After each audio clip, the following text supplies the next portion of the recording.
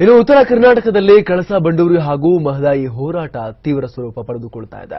ಅಲ್ಲದೆ ಯೋಜನೆ ಅನುಷ್ಠಾನಕ್ಕೆ ಒತ್ತಾಯಿಸಿ ನಡೀತಾ ಇರುವಂತಹ ಹೋರಾಟ ಹಿಂಸಾಚಾರಕ್ಕೆ ತಿರುಗಿದೆ. ಹುಬ್ಬಳ್ಳಿಯಲ್ಲಿ ಗೋವಾ ರಾಜ್ಯಕ್ಕೆ ಸೇರಿದ ಬಸ್ಗಳಿಗೆ ಇವತ್ತು ನಸುಕಿನ ಜಾವ ಕಿಡಿಗೇಡಿಗಳು ಬೆಂಕಿ ಹಚ್ಚಿದ್ದಾರೆ. ಇದರಿಂದಾಗಿ ನಗರದ ಹೊಸ ಬಸ್ ನಿಲ್ದಾಣದಲ್ಲಿ ನಿಲ್ಲಿಸಿದ್ದ ಗೋವಾ ಹುಬ್ಬಳ್ಳಿ GA03X0332 ನಂಬರ್ನ ಬಸ್ ಬೆಂಕಿಗೆ ಆಹುತಿಯಾಗಿದೆ. ಅಲ್ಲದೆ ಹುಬ್ಬಳ್ಳಿಯ ದುರ್ಗದ ಬೈಲ್ ಪ್ರದೇಶದಲ್ಲಿ ಕಲ್ಲು ತೂರಾಟ ಕೂಡ ನಡೆದಿದೆ. ಪರಿಸ್ಥಿತಿ ಉದ್ವಿಗ್ನವಾಗಿದೆ. ಇನ್ನು ಈ ಹಿನ್ನೆಲೆಯಲ್ಲಿ ಚೇಂಬರ್ ಆಫ್ ಕಾಮರ್ಸ್ ಕರೆ ನೀಡಿರುವ ಧಾರವಾಡ ಜಿಲ್ಲಾ ಬಂದ್ಗೆ ಉತ್ತಮ ಪ್ರತಿಕ್ರಿಯೆ ವ್ಯಕ್ತವಾಗಿದೆ. ಬೆಳಗ್ಗೆ 6 ಗಂಟೆಯಿಂದಲೇ ಬೀದಿಗಿಳಿದಿರುವಂತಹ ಪ್ರತಿಭಟನಾಕಾರರು ರಸ್ತೆ ಸಂಚಾರಕ್ಕೆ ತಡೆಯನ್ನ ಒಡ್ಡಿದ್ದಾರೆ. ಆಂಬ್ಯುಲೆನ್ಸ್ ಹೊರತಾಗಿ ಉಳಿದ ಯಾವ ವಾಹನಗಳಿಗೂ ಪ್ರತಿಭಟನಾಕಾರರು ಸಂಚರಿಸಲು ಅವಕಾಶವನ್ನ ಕೊಡ್ತಾ ಇಲ್ಲ.